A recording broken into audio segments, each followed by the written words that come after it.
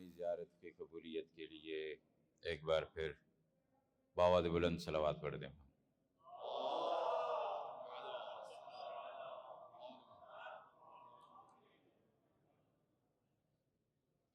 اعوذ باللہ السمیع العلیم من الشیطان اللعین الرجیم، بسم اللہ الرحمن الرحیم۔ الحمد للہ الذی جعلنا من المتمسکین بولایت امیر المؤمنین، والحمد للہ الذی جعلنا من الباکین علی الحسین ابن علی ابن ابی طالب، ثم الصلاة والسلام علی النبی المعید ورسول المسدد المصطفى الامجد المحمود الاحمد ابی القاسم محمد۔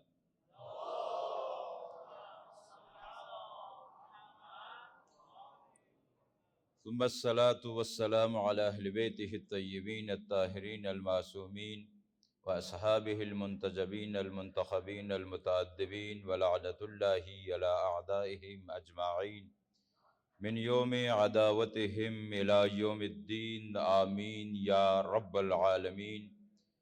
أما بعد، فقد قال الله في كتاب الله، بسم الله الرحمن الرحيم، إنا أنزلنا التوراة فيها هدى ونور يحكم بها النبيون الذين أسلموا للذين هادوا والربانيون والأحبار بما استحفظوا من كتاب الله وكانوا عليه شهيدا،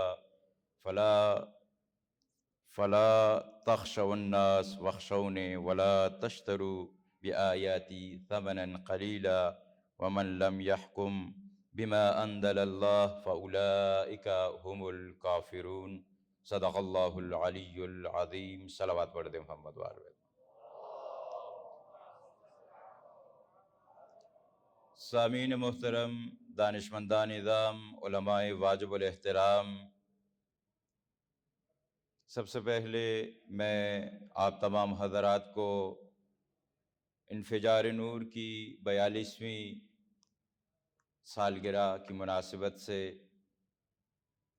اور کل بھی عرض کیا تھا کہ کوثر قرآن کی ولادت کے ایام ہیں اور فرزند زہرا حضرت روح اللہ الموسوی الخمینی کی ولادت کے ایام ہیں۔ ان سب آیات کی مناسبت سے ہدیہ تبریک پیش کرتا ہوں۔ وقت کے دامن میں اتنی گنجائش نہیں ہے اور میرے لیے بہت زیادہ افتخار کی بات ہے، سعادت کی بات ہے کہ رضا کی نگری میں، رضا کے دامن میں، رضا کے آنگن میں بیٹھ کر رضا کے مورد رضا بندوں سے خطاب کر رہا۔ عزیزو، میں نے کل بھی، ابھی چونکہ اتنا زیادہ وقت نہیں ہے کہ میں تمہید باندھوں اور اس کے بعد کچھ نتائج عرض کروں، ڈائریکٹ عرض کرتا ہوں۔ میں نے عرض کیا کہ انفجار نور، نور کی تعریف کل کی کہ نور کی تعریف یہ ہوتی ہے کہ وہ خود ظاہر ہوتا ہے، دوسروں کو ظاہر کرتا ہے۔ امام خمینی علیہ رحمہ نے جسے انفجار نور قرار دیا، وہ ایسا انفجار نور تھا کہ جس کی روشنی میں لوگوں نے حق اور باطل کی پہچان کر لی۔ لوگوں کو پتہ چل گیا کہ حق کیا ہے، باطل کیا ہے۔ یہ وہی نور ہے۔ میں اس قائم کنم از علماء گرامی کہ من زبان اردو درم صحبت میں کنم۔ پاکستان میں مفتی کفایت اللہ کا نام جانا بچانا نام ہے، آپ سب جانتے ہیں، دیوبند مسلک سے تعلق ہے، اور جمعیت علماء اسلام فضل الرحمن کے وہ بندے ہیں، میڈیا پر ہر وقت آئے رہتے ہیں، آپ لوگ جانتے ہیں۔ یہ وہ بندہ ہے کہ کسی دور میں مانسیرا میں جلوس کے لیے رکاوٹ یہی بندہ ہوا کرتا تھا۔ یہ وہ بندہ ہے، تقریر کے لیے آتا ہے یہ بندہ۔ میں وہاں پہ اس کانفرنس میں موجود تھا، امام خمینی علیہ رحمہ کی برسی تھی، قائد شہید کے مقتل میں یہ برسی ہو رہی تھی، اور وہاں پہ یہ بندہ آتا ہے اور کہتا ہے کہ انقلاب اسلامی کی باقی تاثیرات اور باقی اثرات کا میں ذکر نہیں کرتا، لیکن صرف اتنا کہوں گا کہ کسی کو یہ یقین ہی نہیں تھا کہ بھائی مسلمان بھی حکومت قائم کر سکتے ہیں اور الگو حکومت قائم کر کے لوگوں کو دکھا سکتے ہیں کہ ماڈرن دور میں، ماڈرن دور کے تقاضوں کے مطابق اس ولایت علی کو رائج کر سکتے ہیں۔ یہ میرا جملہ ہے عزیزو، وہ کہہ رہے ہیں اسلام کو رائج کر سکتے ہیں۔ یہ امامے والے، یہ داڑھیوں والے، یہ پجاموں والے، یہ لوگ کیسے حکومت کریں گے؟ کوئی بندہ یہ نہیں جان سکتا تھا۔ جیسے یہ میں اپنے ذرا سا مخلوط کر کے بول رہا ہوں تاکہ آپ کی یہ تھکاوٹ بھی دور ہو اور آپ ہمارے ساتھ ذرا سا بولیں بھی۔ میں یہ کہا کرتا ہوں عزیزو کہ اس ہی نے آ کر بگڑی کو سنوارا کہ جو اس کا فرزند تھا جو بگڑیوں کو سنوارتا تھا۔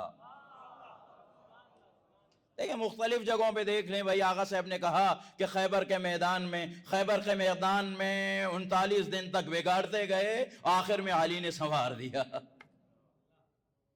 خلافت عثمانیہ کو انہوں نے حوالہ دیا اور خلافت عثمانیہ کا حوالہ دے کر انہوں نے کہا کہ اس کے بعد لوگوں نے کہا کہ یہ نظام نہیں چل سکتا، لیکن خمینی بت شکن نے، خمینی فاتح خیبر و حنین نے، اس فرزند نے آ کر یہ بتا دیا کہ بھئی حکومت چلائی جا سکتی ہے اور حکومت کو ایسا آگے بڑھایا جا سکتا ہے۔ یہاں پر میں یہ عرض کروں گا کہ جو لوگ یہ کہتے ہیں کہ قائد ملت جعفریہ نے کیا کام کیا، قائد ملت جعفریہ نے لوگوں کو خمینی کا آشنا بنا دیا۔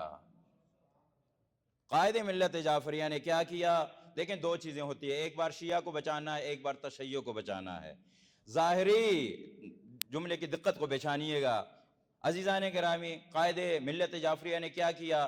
دیکھیں ایک بار شیعہ کو بچانا ہے، ایک بار تشیع کو بچانا ہے۔ شیعہ کو تو بچانا ہے، لیکن بات آ جائے کہ بھئی شیعہ کو بچانا ہے یا تشیع کو بچانا ہے تو پھر تشیع اور شیعیت کو بچانا ہوگا، اور اس فرزند امام خمینی نے یہی کام کیا۔ پاکستان کے اندر شیعہ اگر قربان ہوئے تو ہوئے، لیکن تشیع آج بھی سرفراز ہے اور سربلند ہے عزیزوں۔ اور یہی کارواں 14 فروری کو سندھ سے لوگوں نے ایف آئی آر کٹوانے شروع کی۔ کس کے خلاف؟ عزاداری کے خلاف۔ کس کے خلاف؟ روحانیت کے خلاف۔ کس کے خلاف؟ مرجعیت کے خلاف۔ کس کے خلاف؟ نظام اسلامی کے خلاف۔ کس کے خلاف؟ ولایت علی اور ولایت اسلامی کے خلاف۔ کس کے خلاف؟ خمینی بت شکن کے خلاف۔ اس تحریک کو روکنے کے لیے جہاں اور سازشیں ہوئیں، وہی سازشیں آج سرزمین پاکستان پر، بالخصوص سرزمین سندھ پر انہوں نے رکاوٹیں ڈالنا شروع کی اور گستاخوں کو لگام ڈالنے کے جرم میں عزاداری کے خلاف انہوں نے ایف آئی آر درج کی، اور وہاں کے فرزندان امام خمینی نے اسی طرح بیداری کا ثبوت دیا اور ہر وقت قربانی کے لیے آمادہ ہوئے۔ اور یہی وجہ ہے کہ انہوں نے عزاداروں اور عزاداری کے بقا کے لیے، تشیع اور شیعیت کی بقا کے لیے انہوں نے سندھ میں 14 فروری کو اپنے انتقام کا اعلان کیا ہے اور احتجاجی ریلی اور لانگ مارچ کا اعلان کیا ہے۔ آج اس حرم مطہر سے علماء کی موجودگی میں بندے حقیر، ایک ذمہ دار بندے ہونے کی حیثیت سے یہاں سے اعلان کرتا ہے کہ یاد رکھو ناظر تقوی آپ تنہا نہیں ہو، ہم ایران سے آپ کے ساتھ ہیں، دنیا بھر سے آپ کے ساتھ ہیں۔ اللہ اکبر یا رسول اللہ۔ یہ ساری بیداری کب آئی؟ یہ شعور کب بیدار ہوا؟ جب امام خمینی علیہ رحمہ نے اس انقلاب کو برپا کیا اور اسے انفجار نور قرار دیا۔ عزیزوں اور دوستو، میں مختصر آپ کو عرض کرتا ہوں، ایک شبہ ہے، ایک شبہ ہست جوانان را گمراہ میکنن، میگن این ولایت فقیه کجای دین قرار داره؟ این آخوندها چطور میتونن حکومت کنن؟ چطور میتونن مثلا در این دور زمان این حکومت را جلو ببرن؟ کل بھی میں نے ایک شبہ کا جواب دیا تھا، آج بھی ایک عرض کر رہا۔ امام صادق علیہ السلام کا زمانہ ہے، آخری بات ہے، امام صادق علیہ السلام کا زمانہ ہے۔ امام علیہ السلام تشریف فرما ہے، امام علیہ السلام تشریف فرما ہے۔ امام علیہ السلام نے فرمایا جس بندے میں 3 خصوصیات ہوں، کتنی؟ بولیے جو سوئے ہوئے ہیں وہ بھی بولیں. 3 خصوصیات. ٹھیک ہے کہ 3 خصوصیات جس میں ہوں گی وہ بندہ امام امت بن سکتا ہے، وہ رہبر بن سکتا ہے، وہ حکومت کر سکتا ہے. 3 خوبیاں جس میں ہوں. کون کون سی خوبیاں جناب؟ ایک یہ ہے کہ وہ گناہوں سے پاک ہو. ایک یہ ہے کہ وہ گناہوں سے پاک ہو، یا معصوم ہو یا حد عقل عادل ہو، گناہوں سے پاک ہو. پہلی خصوصیت. کیوں؟ امام فرماتے ہیں گناہ انسان کو جہنم کی راہ دکھاتی ہے. ایک خوبی ہے. دوسری چیز، تمام حلال اور حرام جو شریعت میں آئے ہیں ان سب سے آگاہ ہو. یہ دوسری خصوصیت ہے. اگر ان سے آگاہ ہوگا، ایک بات یہ ہے کہ سارے گناہوں سے پاک ہو. دوسری بات یہ ہے کہ حلال اور حرام کو پہچاننے والا ہو. اور دوسری خصوصیت یہ ہے کہ عالم قرآن ہو، قرآن کا عالم ہو، ناسخ منسوخ کا پتہ ہو، محکم متشابہ کا پتہ ہو، اس کو ان سارے احکامات کا پتہ ہو. وہ حکومت بنا سکتا ہے، حکومت چلا سکتا ہے. اور خمینی نے کر کے دکھا دیا. ادل الدلیل علی امکانہ، بولیے وقوع. خمینی نے کر کے دکھا دیا. یہ 3 خوبیاں ان میں تھی، انہوں نے کر کے بتایا. مجھ جیسا وہاں پہ ایک مولوی بھی بیٹھا ہوا تھا شاید، جس کو زبیری کہتے ہیں. انہوں نے سوال کر دیا، مولا کہاں سے بات کر رہے ہیں؟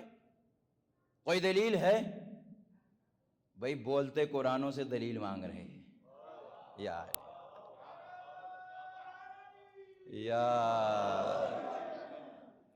بولتے قرآنوں سے قرآن صامت کی دلیل مانگ رہے ہیں کہ بھئی بتائیے.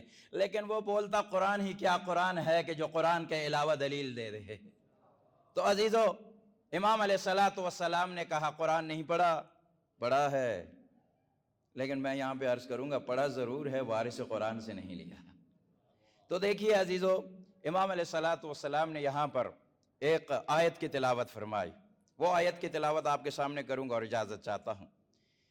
امام علیہ السلام نے سورہ مائدہ کی 44ویں آیت وہاں پہ بیان فرمائی، جس میں اللہ کا ارشاد ہوتا ہے اِنَّا أَنزَلْنَا التَّوْرَاةَ فِيهَا هُدًى وَنُورٌ.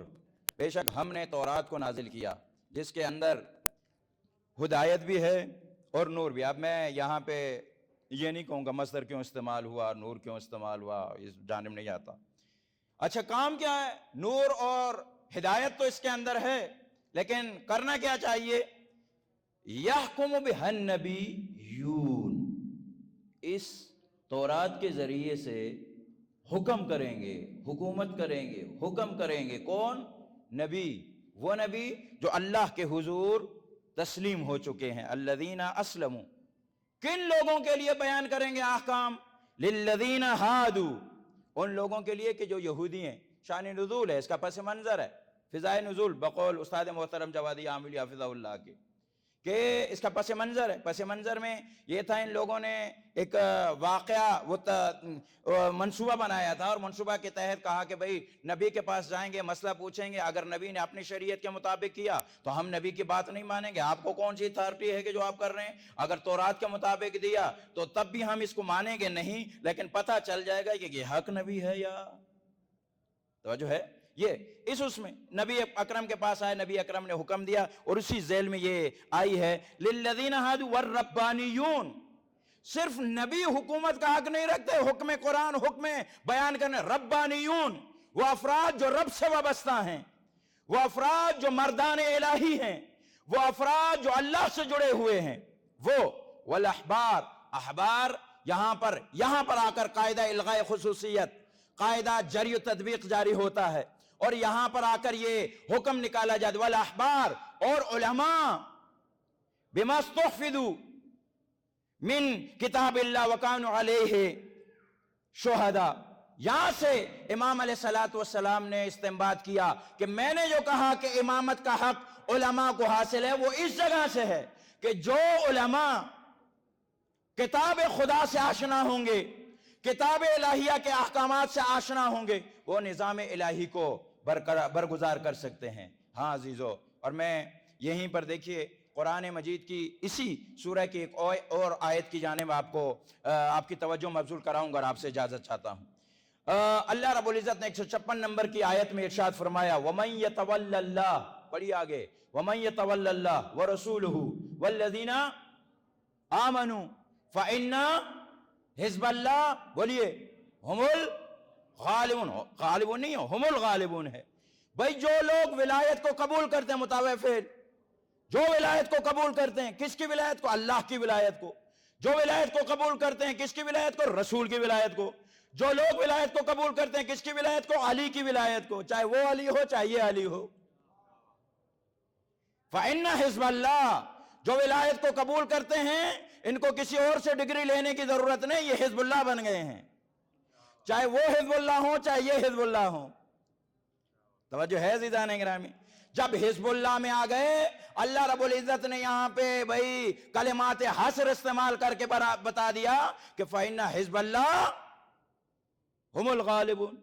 جب حزب خدا میں آ گئے، حزب امام خمینی میں آ گئے، حزب امام خامنائی میں آ گئے، تو آپ حزب اللہ بن گئے۔ جب حزب اللہ بن گئے تو اب آپ مغلوب نہیں ہو سکتے، ہمیشہ غالب رہیں گے۔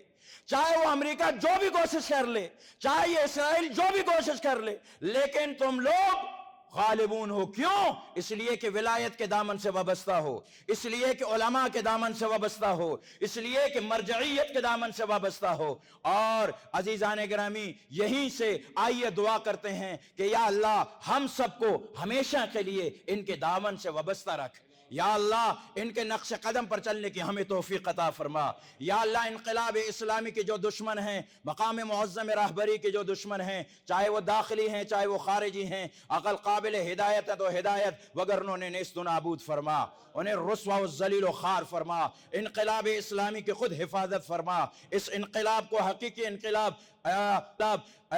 اس انقلاب کو حقیقی انقلاب امام مہدی کے ساتھ متصل فرما۔ یا اللہ پروردگارہ، اس نظام کے جتنے بھی افراد ہیں خدمت کر رہے ہیں، روحانیت کے لباس میں، غیر روحانیت کے لباس میں، جس جگہ پر بھی ہیں، یا اللہ ان کی مدد فرما، ان کو فتح اور نصرت عطا فرما۔ یا اللہ میرے خالق مالک، یا ہمارے جتنے بھی برادران یہاں پہ تشریف لائے ہیں، قم سے، اصفہان سے، روحانی ہیں، علماء ہیں، طلاب ہیں، یہاں پہ تشریف لائے، یا اللہ ان کی زیارت کو اپنی درگاہ عالی میں قبول و مقبول فرما۔ یا اللہ محمد و آل بیت محمد علیہ السلام کے صدقے میں انقلاب کا پیغام دنیا کے کونے کونے میں پھیلانے کی ہمیں توفیق عطا فرما۔ آمین یا رب العالمین، بحق محمد و آلہ الطاہرین۔ صلوات پڑھ دے محمد و آلہ۔